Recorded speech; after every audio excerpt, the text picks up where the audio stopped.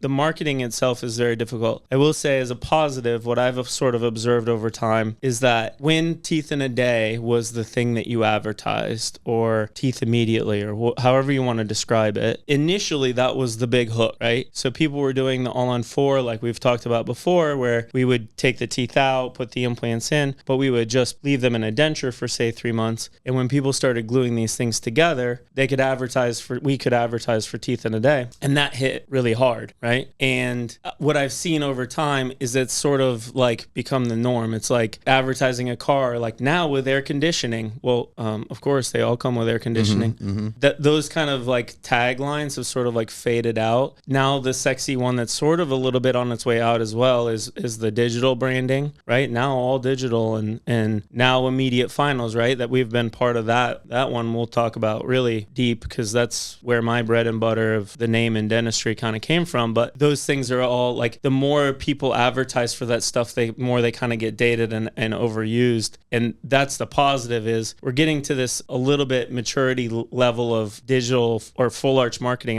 where we've kind of run the end of those like buzzwords that just like are a little bit unfair, right? Because for us, just to like tell the listeners, we don't do teeth on the same day for 2 very big reasons. One, I don't want you in the chair any longer than you need to be. I want that to be a very easy, minimal surgery day. And I don't want to torture you or risk not being able to get teeth because they broke or something, and force that patient to be in the chair for 7-8 hours and have it be a really bad experience. There are plenty of those. There's plenty of ones that go fine, but there's also plenty of those that kind of make it so it's just not a great thing that you can sell. The second reason is because we don't like the teeth being in the way of where that injured site is going to bleed from that night. And we want you to be able to take your time, 1, be minimally traumatized from the experience, but 2, be able to manage the bleeding on your own so you don't have to come back in the office for an emergency. All that being said, the reason that's not something that just took me, like 3 minutes to explain. Sure. That's not, you can't do that on a 30-second commercial. No, and you can't advertise no teeth day 1. That's not a sexy tagline by any means. Now with no teeth day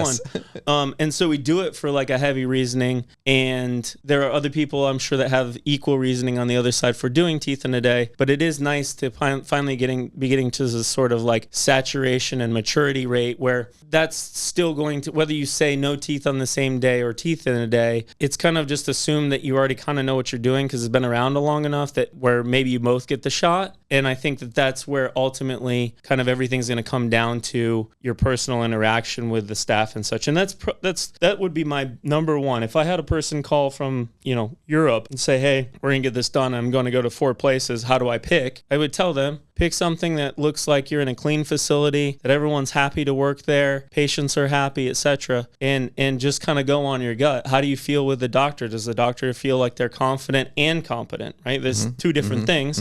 Do they feel cocky enough that they're going to get good results, but not so cocky that they're like falsely in that confidence? So there's a lot of things to weigh out, but I think it really just kind of go with your gut would be my number one advice, which really isn't a good rule to follow. I mean, it's a good rule to follow, but it's not like here's your 3 tips of the things that you should ask. Sure.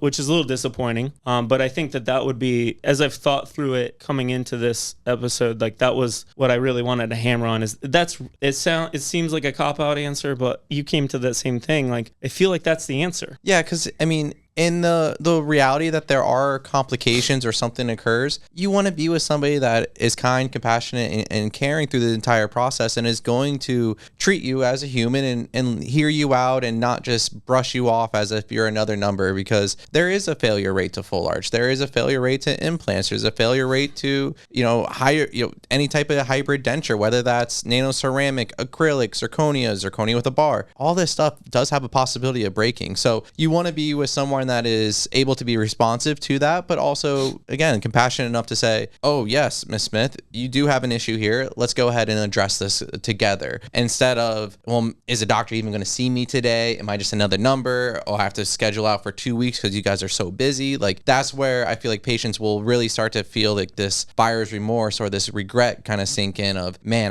I picked the wrong place. Yeah.